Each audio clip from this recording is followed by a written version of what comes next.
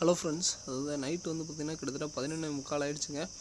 இந்நேரத்துக்கு வந்து பார்த்திங்கன்னா என்ன பண்ணிட்டுருக்கோன்னா, மீனுக்கு ஃபுட்டு போட்டே ஆகணும். ஏன்னா வந்து பார்த்திங்கன்னா எவ்ரி நைட்டு வந்து பார்த்திங்கன்னா ஃபிஷ்க்கு வந்து பார்த்திங்கன்னா ஃபீடிங் கொடுத்தா நம்ம தூங்கணும்.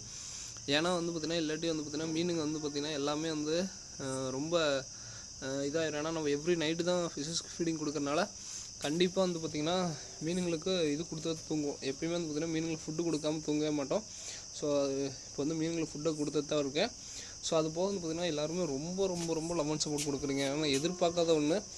ஏன்னா இவ்வளோ பேர் ஹியூஜ் ரெஸ்பான்ஸ் கொடுக்குறீங்க. நான் அதுக்கே வந்து பார்த்திங்கன்னா ரொம்ப ரொம்ப ரொம்ப நன்றிங்க. ஏன்னா வந்து பார்த்திங்கன்னா டிஸ்பேச் பண்ண முடியாத அளவுக்கு என்னால் முடிஞ்ச அளவுக்கு நீங்கள் பார்சல் பண்ணி அனுப்பிச்சுட்ருக்கோம்.